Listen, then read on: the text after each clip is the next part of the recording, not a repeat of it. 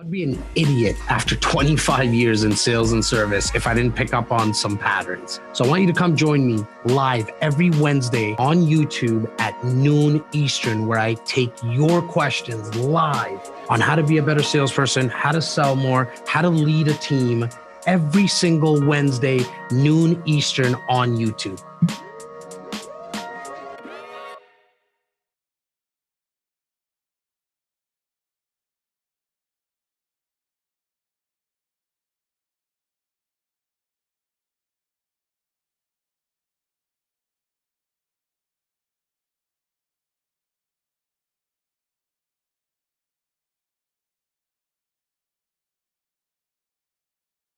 But it is a place where you can ask all your sales questions, your business questions. I want to welcome everyone that's on live today on YouTube. Also want to thank yourself if you're watching the replay of this. Make sure you come next Wednesday at noon and watch live, because I can get to your questions. Had a lot of people asking me, actually just coming up into the office today, into the studio in the elevator, and as the promotions were happening for this new show, people were asking, like, why, Jazz? Why a show about sales and business and content creation? First and foremost, I think anybody who knows us, we always answer, why not? But in all honesty, why? Because it truly is my passion. I owe so much to this industry, the sales and service industry. This has given me so much in my life. At the age of 12, I started really like formally with a newspaper route.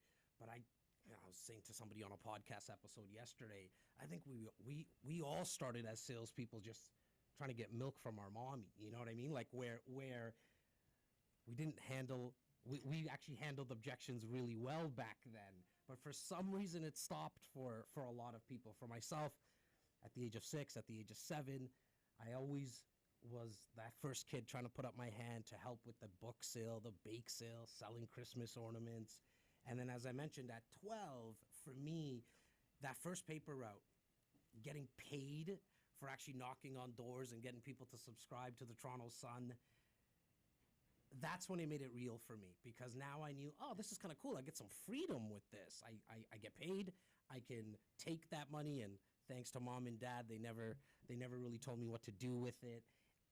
I then went into shoe sales for 3 years, went into the mortgage and loan business for 3 years at CIBC, car sales for 3 years, and now I've been doing real estate sales for 15 years.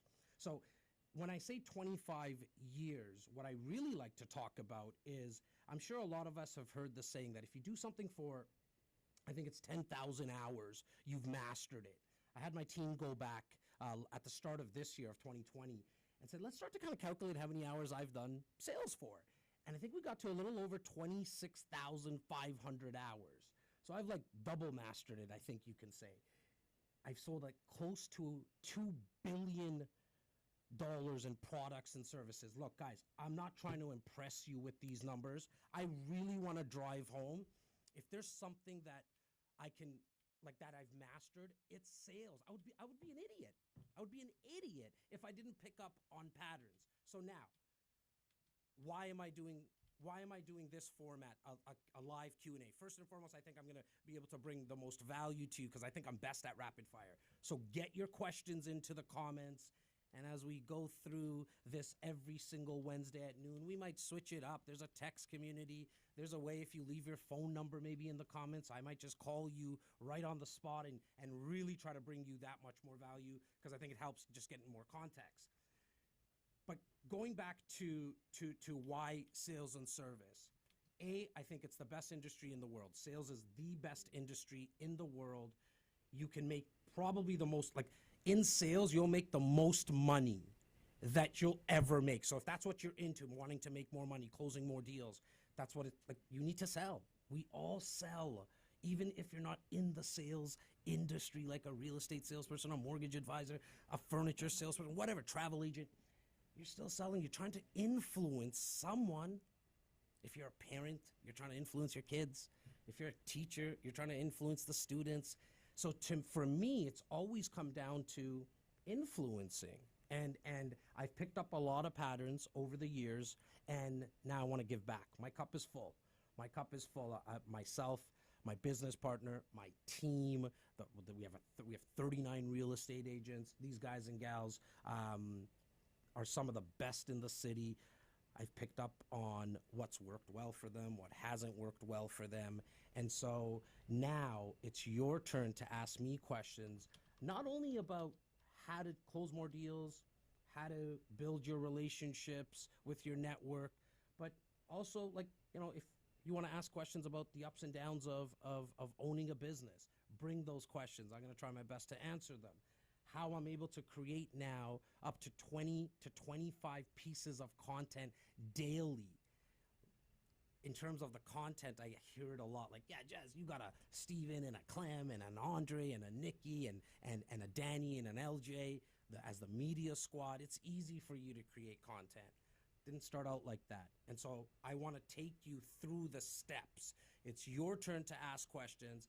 I got my boy, Junaid Juju, AKA Sweetness, with me. I know we have some questions that have already come in through Instagram, LinkedIn, Facebook, emails, and our text message. And if you don't know how to be part of the text community, it's pretty easy. It's right there. Just send a text. Why don't we do a hashtag sales? Send the text hashtag sales to this number, and that's essentially the line to the bat phone. You can ask questions at any time at night. I might not answer at 2 o'clock in the morning, but I'll do my best to get to it first thing in the morning. Juju, what's up, my man? Doing good, man. How you been, buddy? Doing good. You look really good in the mask. Appreciate it, man. Thank you, I'll tell. We got our first comment in the live chat. Awesome. Striker said, "What up, Jazz?" What's up, Striker? What's your name, Striker? We'll wait for his response. But before engaging more with the people that asked in questions through social media and the text community, I wanted to ask you, you mentioned that you've worked in the sales industry for 25 years. What do you attribute your longevity to and maintaining that day-to-day enthusiasm of getting up in the morning and just grinding away at your goals every single day? You know, for me, it's always been the fact that I'm so passionate about it. And so, like, I'm so grateful that I was able to find what I was, like, what I had the raw talent for and what I actually enjoyed. So on a daily basis, to be motivated, that's not something that I have to really work at, right? And so for me, I was able to, and I'm able to maintain it because I feel like I'm getting pulled. Like 10 years ago, so when I was in this business for 15 years, I never thought of giving back to salespeople or business owners. Like, that's not what was even in my mind. I didn't even have the bandwidth for that. But as I say, something was pulling me. It's this type of format. People asking questions and me trying to bring more value to someone else's life. That's when you're getting pulled by like a higher purpose. Man, does it make it easy to be motivated daily. And so that's my answer to you, man. Perfect. Striker is actually Michael. I don't know if you know who that is. Michael, I know a lot of Michaels. Yeah. What's up, Michael? How you doing, buddy? Thanks for coming on. But he asked a question, and he said, my question for you would be, how do you find the time to make a lot of content? How do I find the time to make a lot of content? For me, Michael, now everything is content. Let me explain what I mean. So, for example, this show, I don't know, we're going to go for 20 minutes, 30 minutes, an hour, whatever it is. Jazzy likes the sound of his own voice, so who knows how long we'll go, as long as the cameras don't heat up. We had a little issue yesterday with one of our podcast episodes, so we're testing out new equipment. But say I go for 30 minutes. We're going to repurpose this content. We're going to chop it up. We're going to chop up this 30 minutes into probably about, I'm going to say 8 to 10 video clips. Then the boys and the girls are going to take a couple of things that I said and put a quote overlay an image. So now we're up to, call it 7, 8 pieces of micro content, I call it. Then Dani and Elljae, our animators, are going to do a couple of cartoons. Hopefully, you guys are enjoying the cartoons. Give me a thumbs up if you've seen some of the cartoons that we've been putting out. Little Jazzy or Jazz, like Jazzy, we're calling him. I think the real Jazz is still cuter than the cartoon, but the team is still saying that the cartoon is cuter. But you guys let me know. But if you're enjoying them and enjoying the content in general, please give us a thumbs up. I always like to know. And if not, give us a thumbs down. Either way, you can tell I'm a big boy. I can handle the constructive criticism. And so going back to you, Michael, I always try to develop a macro piece of content. So this 30-minute conversation is going to be that macro piece of content. And then we're going to chop it up. And I'm looking for essentially up to about 13 to 15 micro pieces. Those video clips I spoke about, the images I spoke about. We're going to take a caption that I used on one of the videos and the images.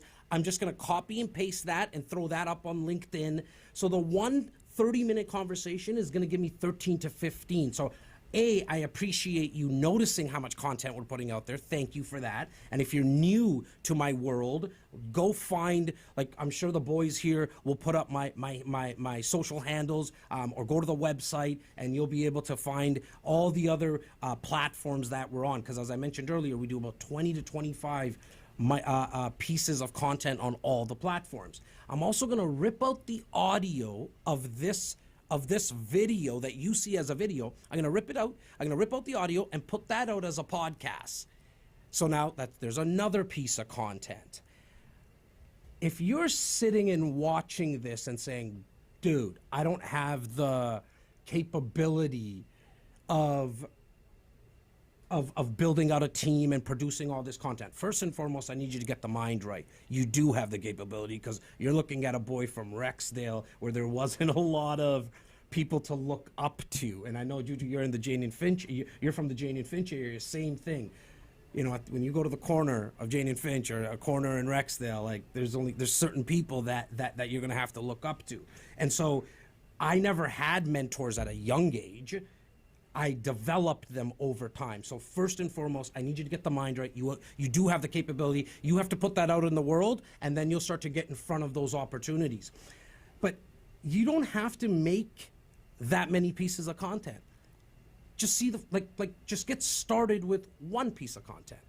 And it doesn't need to be produced. Like, I got 5 cameras around me or something like that right now. But it's as easy as, hey guys, what's going on? I just got into the sales business, and I just wanted to let you know that if you're in the insurance, if you're looking for insurance, it's as easy as, like, this camera on my phone is probably 80% quality of the cameras that we use. So don't make it so hard on yourself. Just get started with one piece of content. Try that for, they say there's a scientific fact that if you can do something for 21 days straight, then if you can take on a habit for 21 days straight, you'll continue to do that for the rest of your life.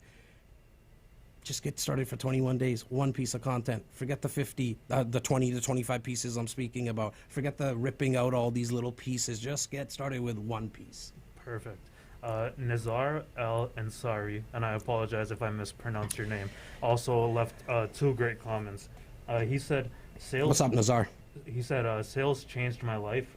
Started in door to door, and the biggest value it brought to me was the confidence in myself." Ooh, totally agree. Today I've reached a new level I never knew I would reach so quickly. And then he said, "My question is, how do you reignite that fire you had when you were hungry and had nothing? How do I go back to that hungry 16-year-old? And just make sure, I just want to make sure anybody who's watching, give us a thumbs up to make sure that you're hearing Juju as well. Not only does he have the mask on, but we're just making sure that all these new mics and stuff is working. To you, I believe it was Nazar? Yes, sir. Nazar, how do you reignite it? Your why is not big enough. Your goal is not big enough. Your purpose is not big enough. And so I need you to develop, write down, think about, take the time, and have a much bigger goal now. Because I have a feeling, as you were knocking on doors when you got started, it was like, wow, if I can knock on 50 doors today and get 5 people to buy into whatever you were selling, that was like amazing for you. And then you got good at it, and then you got probably great at it, and now you've mastered it, I'm sure from your comment. Now you need to set a bigger goal. I'll explain what I mean. I wanted to start. So 15 years ago, I wanted to do a deal. I want to sell one home a month. Okay, it probably took me about a year and a half, let's say 2 years, to get to a point where I consistently was doing a house a month. So that's 12 houses a year. Then once I hit that, I was like, oh wow, okay, like this is kind of cool. I set a target. I make sure that I monitor it. I'm doing all the activities, and at any time ask about all the activities. I want you guys to get into the micro of sales, like not just high level mindset stuff. I'm all about that, and I'll answer all your questions about that, but also ask me about micro. Like you might have a client right now and you're selling boats right now, and you have a concern, or you're not able to navigate this specific deal you're working on. I want you to bring it to me, because I truly believe I'm at a stage now where, see, the product or the service, i.e. if it's a boat, a phone, a mic, a cup, an elastic band, it's all the same. It could be a $20 million piece of land or a $3 mask. It all comes down to influencing, watching patterns, and making it as easy as you possibly can to buy. Back to you, Nazar, and back to the example I was giving you, which was I wanted to get to 12 houses, hit that. Then I made sure every single time I set bigger goals. In 2020, our target, Elto, I know you're not in the room. How many units have we hit right now? 130. Okay, so just myself personally, obviously with my squad, but not talking about the 39 agents that we have on our team. That squad there, I mean, they do an excellent job. But just ourselves, 130 homes and condos we sold this year. So the reason I'm mentioning that to you, Nazar, is because I was continuously setting the bar higher and higher and higher. And whatever makes you comfortable, I need you to extend it a little bit. So I'm not sure which business you're in, Nazar. Maybe you can let Juju know. But if you're selling, phones, and you're comfortable with doing 500 phones a year, I need you to set that target to 650. You need to push yourself outside your comfort zone. Everything you've ever wanted, everything that you ever want in your life is right outside your comfort zone. And so if it's 500 phones, I want you to make that number to 600 to 650. Why? Because here's the thing, what I've come to learn. As I set the target at 130 at the start of the year, okay, we hit our target, and now I'm going to make sure, we still got 28 days, 29 days in the year. We're gonna do more. But you know what I came to realize? Fuck, I should have set the number bigger. Because see, the brain doesn't know the difference between what's real and what's not. It's why marathon runners, sprinters in the Olympics, specifically the fastest man of all time, Usain Bolt, he's run the race in his head over and over and over and over again. Why? Because the brain can't tell the difference between what's real and what's not. So set your goals really, really big, and make sure that it makes you a little uncomfortable. Just like me going live. Guys, I've been live now. I used to go Insta Live nightcap with JAS at 9 p.m. during the first lockdown that we had in Toronto. And I did 92 of them. And I'm going to say for 85 of them, every single time I went out at 9 p.m., at 8:55, I felt this little like my stomach was turning a little bit, After 85, it stopped, hence why I stopped doing them. I didn't have, I wasn't pushing myself out of my comfort zone. It's why I left, when I was selling shoes at Sporting Life, shout out to Sporting Life, amazing store. No affiliate links. I don't get paid for saying any of that stuff, but just an amazing store. Taught me a lot about customer service. After 3 years being at Sporting Life, I just got bored. There was no challenge. Same thing at CIBC when I was there. Same thing in car sales.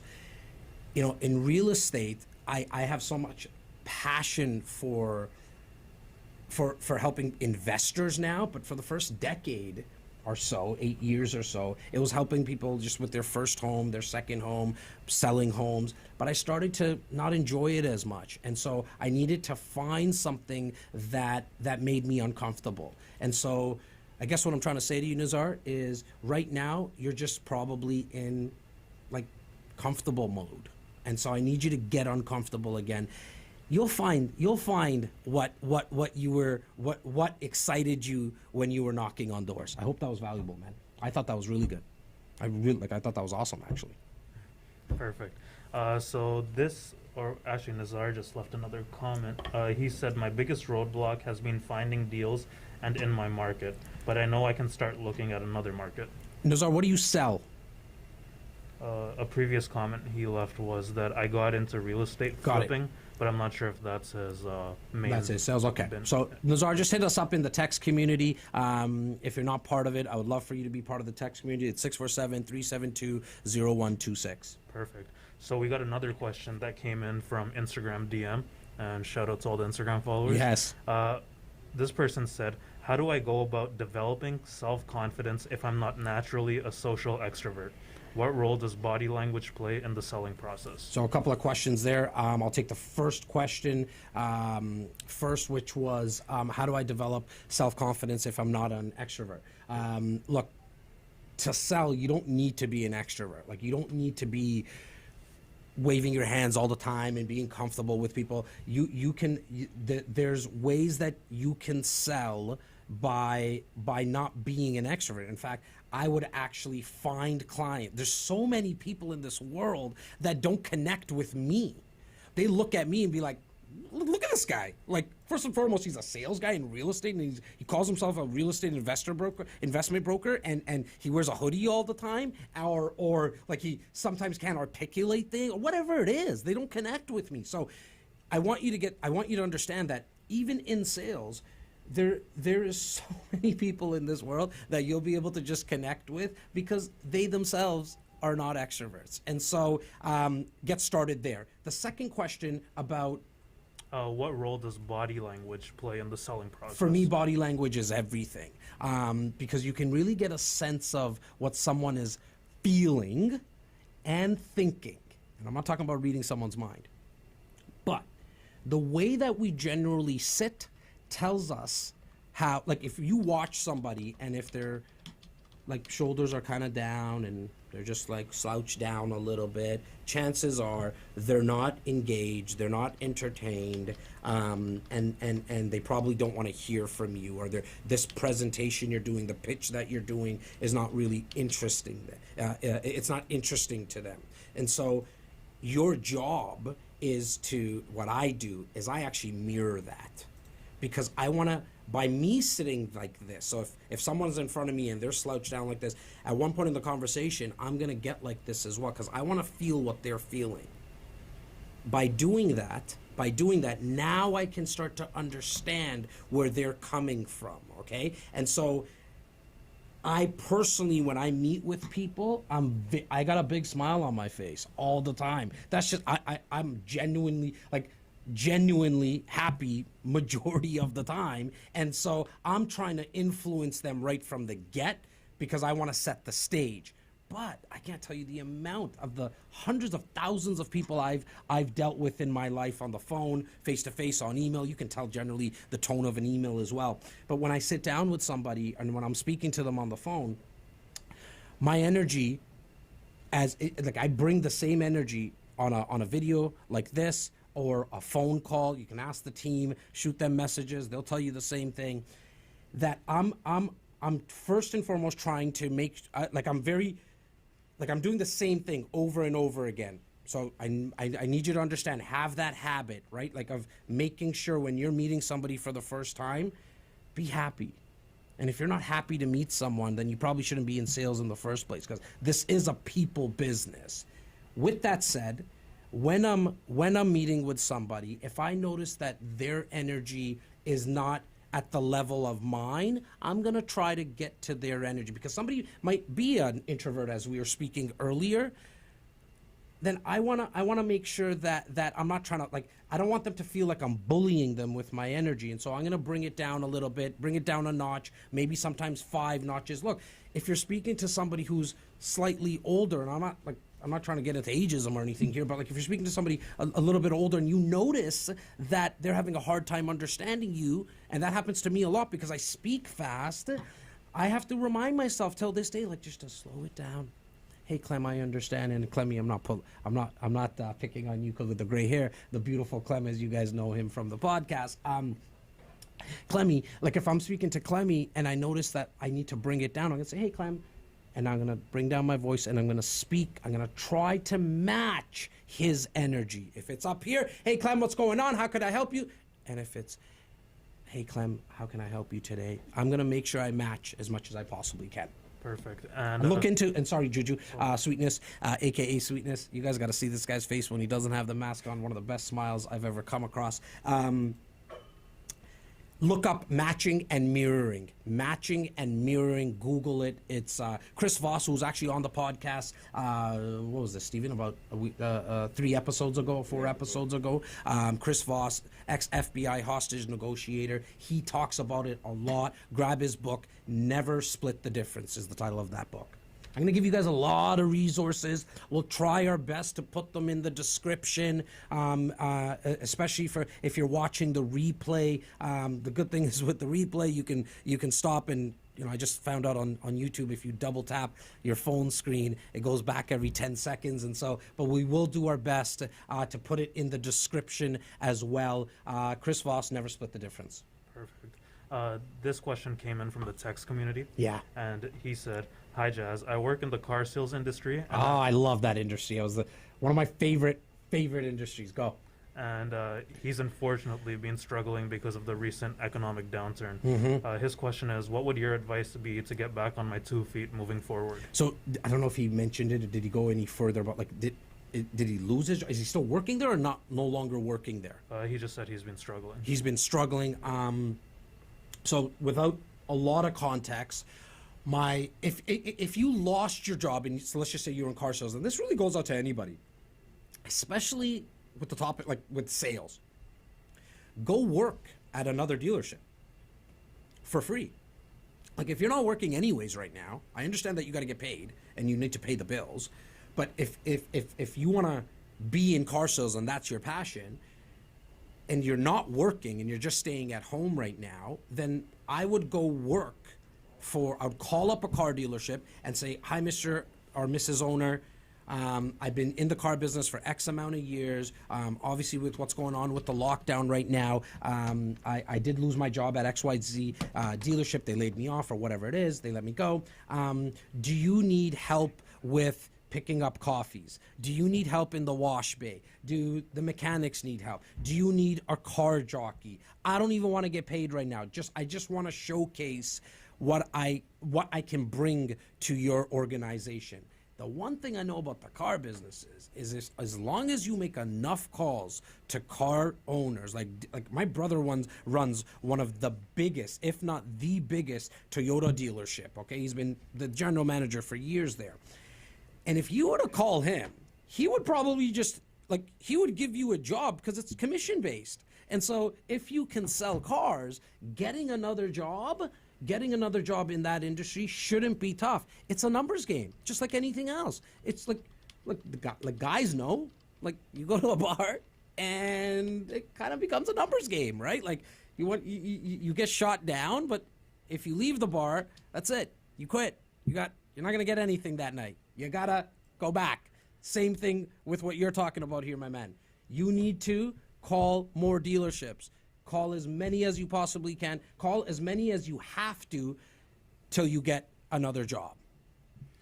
Perfect. We got another question that came in from Instagram DM, and this person asked, how important is networking in sales, and specifically, how important is it to network with both clients but also people working within your industry? Look, I think you guys have heard me say this a million times if you've been in my world for a while. Your net worth will always be determined by your network. What I've found in the last, I'm going to say 3 years specifically with all the content that I've been doing, is networking within your industry and actually outside your industry. Guys, look what I'm doing. I'm not talking to real estate salespeople right now only, exclusively. I'm talking to all. I want to talk to all people in sales. Why? Because I'm building more awareness for myself. And then they're going to look and see, what does this good-looking Indian guy really, really do? Oh, he sells real estate. Okay, maybe next time I'm thinking about investing into real estate. Shout out to Luke Phenom Leasing. What does he really do? He helps investors. Okay, maybe I'm thinking about investing into real estate. Or you know what? My friend Joe Blow was talking about investing into real estate. I'm going to connect him with JAS if you feel like you and I have some rapport. And so, like, I want you to do exactly what I'm doing. Like, you should, whatever industry you're in, first start with being self-aware with what type of content you can produce.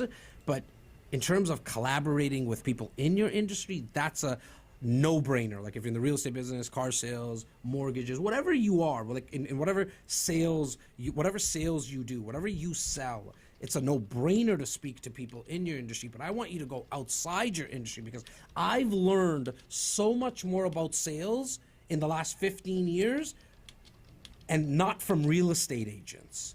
And no knock on agents, I love them. Like real estate agents are amazing people, but I learned a lot more from watching insurance advisors, network marketers, so many, and those two come to my mind right now, but so many other industries outside of my specific industry. I went, and what I'm doing right now, like I said, I went outside just the real estate agent world, because I want to connect with more people.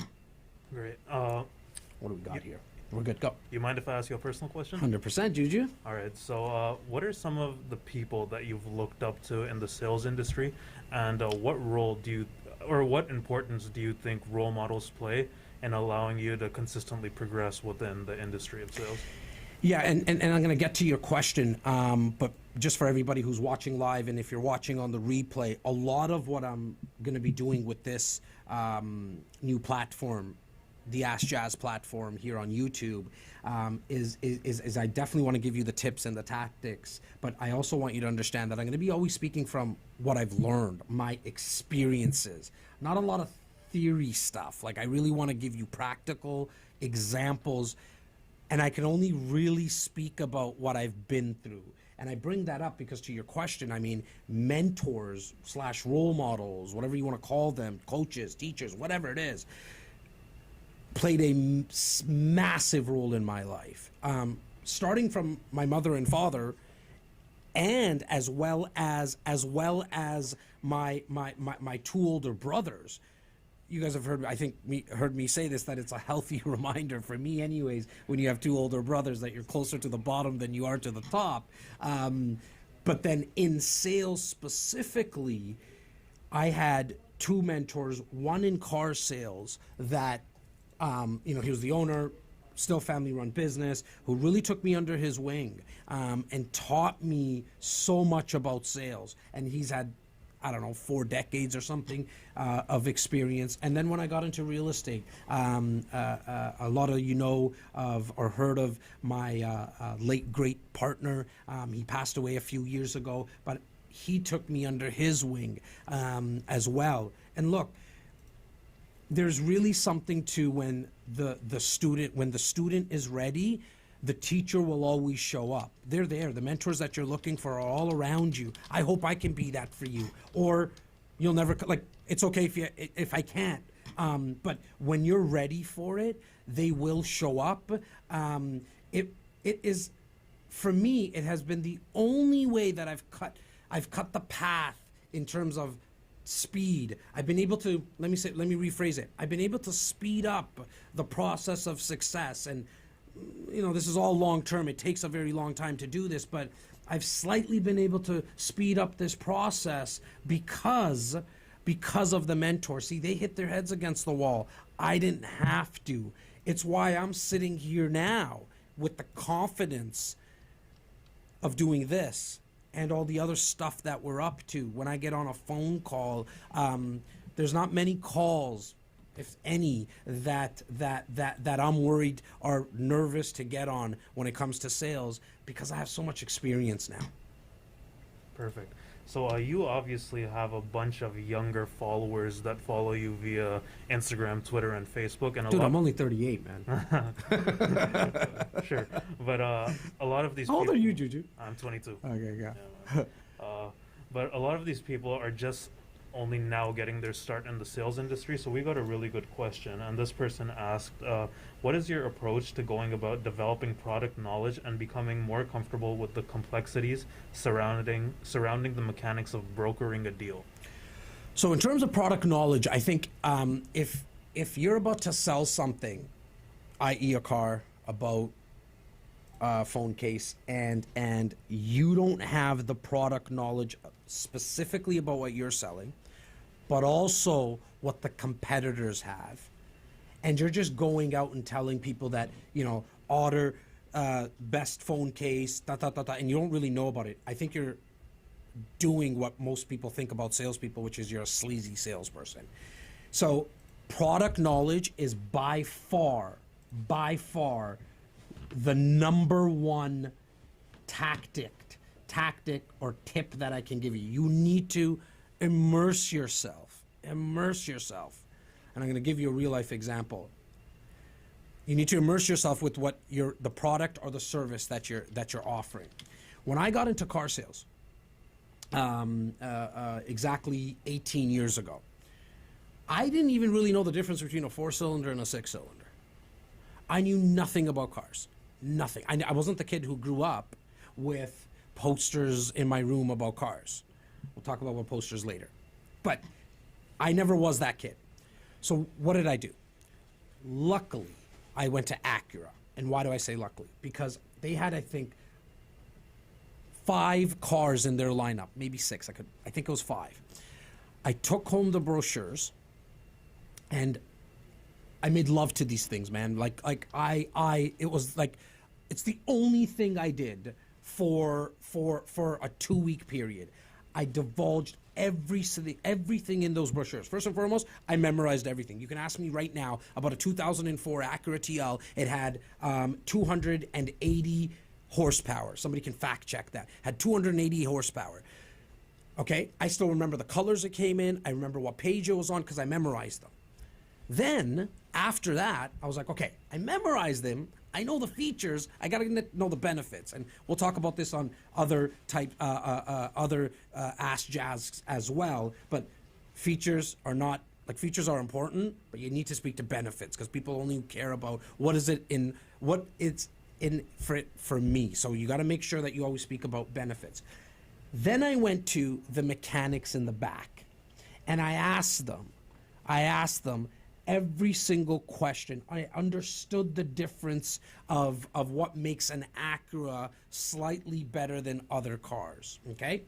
So product knowledge, you need to immerse yourself. And if someone's asking you to sell something that you're not passionate about, you need to ask yourself if you want to continue doing it. My advice to you would be no, don't. Why? Because you're just not going to be passionate about it. You're not going to be able to speak about it with enthusiasm and energy, and you're just not going to really last long in this business. This industry of sales, to do it at the level that you can, and so many others are, you better be very passionate about people and sales, but the actual product or service that you're selling. So your reputation and your credibility is something that you take very seriously in your day-to-day business, and I've just observed that from you, from working under you over the past 2 Working months. with me. Yeah. So working with you, exactly.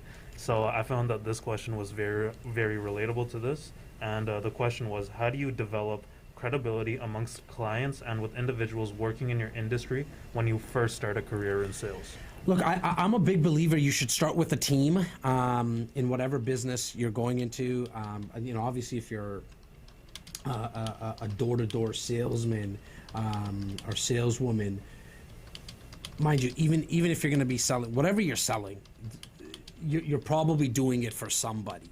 And so I would be part of a team, because then you can rely on their credibility, right? And obviously make sure you do your due diligence on finding out what team and what organization you're joining. But how do you build it? Over time, Juju. Like, this takes a long time.